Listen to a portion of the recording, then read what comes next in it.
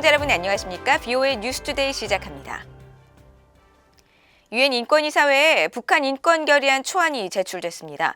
북한의 광범위하고도 끔찍한 인권 침해를 규탄하고 국제사회가 우선순위로 이 문제를 다룰 것을 촉구하는 내용인데 결의안 공동제안국으로 미국과 일본이 참여했지만 한국은 3년 연속 빠졌습니다. 첫 소식 김영권 기자가 보도합니다. 유엔 인권 최고대표 사무소 관계자는 11일 BOA에 보낸 이메일 답변에서 유럽연합을 대표한 포르투갈이 현재 제네바에서 열리고 있는 46차 유엔 인권이사회 정기회의에 북한 인권 결의안 초안을 제출했다고 밝혔습니다. BOA가 입수한 결의안 초안을 보면 공동제안국들은 북한에서 오랫동안 자행되고 있는 조직적이고 광범위하며 중대한 인권 유린을 가장 강력하게 규탄한다고 밝혔습니다. 특히 북한 내 반인도적 범죄가 당국의 정책에 따라 자행되는 합당한 근거가 있다면서 생명권 침해와 노예화, 고문, 구금, 성폭행, 강제이주 등 다양한 인권 침해를 명시했습니다.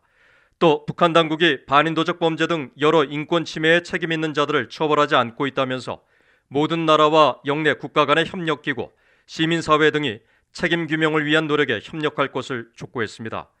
이어 북한 인권 문제를 국제 문제의 우선순위로 둘 것과 책임 규명을 위한 국제형사재판소 회부, 추가 제재 등 적절한 조치를 취하라는 유엔 총회 권고 내용을 환영한다고 밝혔습니다.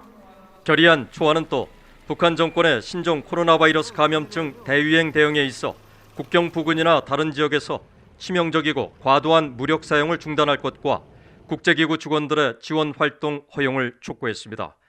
이번 북한 인권 결의안 초안의 공동제안국으로 현재 43개 나라가 참여했는데 미국도 함께했습니다. 앞서 3년 만에 유엔 인권이사회에 복귀한 미국은 토니 블링컨 국무장관의 유엔 인권이사회 연설을 통해 북한과 시리아 등의 인권 침해 문제를 지적하면서 결의안 지지를 촉구했습니다. We encourage the Council to support resolutions at this session addressing issues of concern around the world, including ongoing human rights violations in Syria and North Korea. 관심을 모았던 한국은 이번 초안 작성 공동제안국에 참여하지 않았습니다. 앞서 한국 외교부는 이번 유엔 인권이사회에 제출될 북한 인권 결의안에 대한 입장을 정하지 않았다고 밝혔었는데 최종적으로 결의안 마련에 참여하지 않는다면 3년 연속 공동제안국에 불참하게 됩니다. BOA 뉴스 김영권입니다. 미국 국무부는 토니 블링컨 국무장관이 첫 해외 순방지로 한국과 일본을 택한 것은 동맹을 복원하겠다는 미국의 의지를 표명한 것이라고 밝혔습니다. 또 중국에 대한 공동 대응도 이번 순방 의제에 포함될 것이라고 덧붙였습니다. 김영교 기자가 보도합니다. 네드 프라이스 미국 국무부 대변인은 11일 정례 브리핑에서 토니 블링컨 국무장관이 오는 15일부터 18일까지 한국과 일본을 방문하기로 한 결정 배경을 밝혔습니다. 지난 몇 년 동안 동맹 관계에 문제가 있었다면서 일본과 한국이 첫 해외 순방지로 결정된 건 미국 바이든 행정부의 동맹 복원 의지라고 설명했습니다. It is undeniable that over the course of recent years, these partnerships and alliances in some cases have atrophied. In some cases, they have frayed. So Secretary Blinken, President Biden, Secretary Austin, they have all made a commitment to show both and to demonstrate both in word and in deed that our partnerships and our alliances are that we attach the value to them. 프라이스 대변인은 동맹과 협력국은 우리 힘의 핵심 원천이라는 것을 알고 있다고 하면서 미국의 이익을 추구하고 가치를 세우는 것만 중요한 게 아니라 공동의 이익을 추구하고 보편적 가치와 권리를 재건하는 게 중요하다고 설명했습니다. 프라이스 대변인은 이번 순방 동안 블링컨 장관은 중국에 대한 공동 대응 방식도 의제로 다룰 것이라고 말했습니다.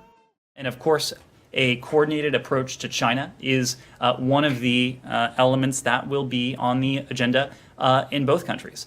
China, at the same time, is not going to dominate the agenda. We have a lot of business, we have a lot of challenges, we have a lot of opportunities to address with these close treaty allies, and it's precisely why Secretary Blinken is traveling there so early in the administration to begin those discussions. Yeah. 조 바이든 대통령이 12일 일본, 인도, 호주 정상과 함께 안보협의체 쿼드 정상회의를 화상으로 개최하는 것과 관련해선 중국에만 초점을 맞추기 위한 건 아니라고 말했습니다. 프라이스 대변인은 쿼드는 중국이 포함된 하나의 사안에 초점이 맞춰진 것은 아니라면서 해양 안보가 핵심 사안인 것은 맞지만 쿼드는 공동의 이익에 근거해 세워진 것이라고 강조했습니다.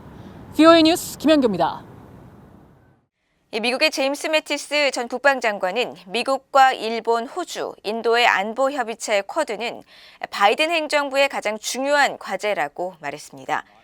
매티슨 전 장관은 10일 미국 외교 전문지 포린 팔리스에 실린 기고문을 통해 안보 협의체 쿼드는 인도 태평양에서 민주주의 가치에 토대를 둔 생각이 같은 나라들과 견고한 파트너십을 주도할 최고의 기회라면서 이같이 밝혔습니다.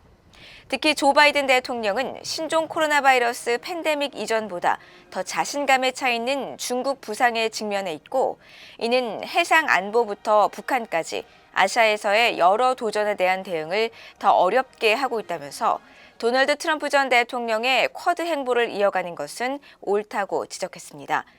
쿼드는 미국과 일본, 호주, 인도 등 4개국의 안보 협의체로 그동안 외교장관 회의만 열리다가 12일 바이든 대통령이 참여하는 첫 쿼드 정상회담이 개최됩니다. 모르스단 전 미국 국무부 국제형사 사법대사는 지난해 한국 여당인 더불어민주당이 단독으로 처리해 시행을 앞둔 대북전단 금지법에 대해 북한 주민의 외부 정보를 얻을 수 있는 극히 제한된 수단의 일부를 막는 것이라며 우려했습니다.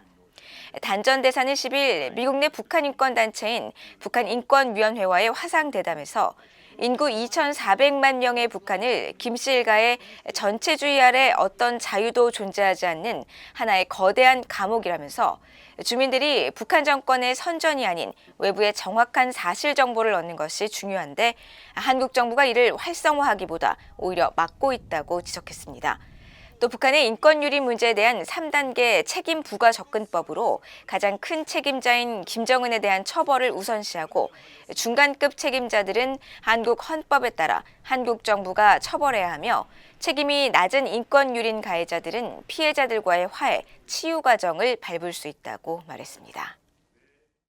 미국인들 10명 가운데 8명은 북한 김정은 국무위원장에 대해 비호감을 갖고 있다는 조사 결과가 나왔습니다. 영국의 시사주간지 이코노미스트와 여론조사 전문업체인 유거부가 지난달 27일부터 이달 2일까지 미국의 성인 1,500명에게 미국의 가장 큰 적에 대해 묻는 설문조사를 실시한 뒤 지난 8일 결과를 발표하며 이같이 밝혔습니다. 설문조사 결과에 따르면 응답자의 80%가 김정은에 대해 비호감이라고 답했는데, 이는 중국 시진핑 국가주석에 대해 65%, 러시아 블라디미르 푸틴 대통령에 대해 71%의 응답자가 비호감이라고 답한 것보다 더 높은 수치입니다. 설문조사를 진행한 캐시 프렌코빅 유가부 연구원은 11일 VOA에 김정은에 대한 비호감도가 높은 이유는 지난 몇 년 동안 미디어에 많이 등장하면서 극도로 부정적인 여론이 만들어진 것 같다고 분석했습니다. 이상으로 VOA 뉴스투데이를 마칩니다. 시청해주신 여러분 고맙습니다.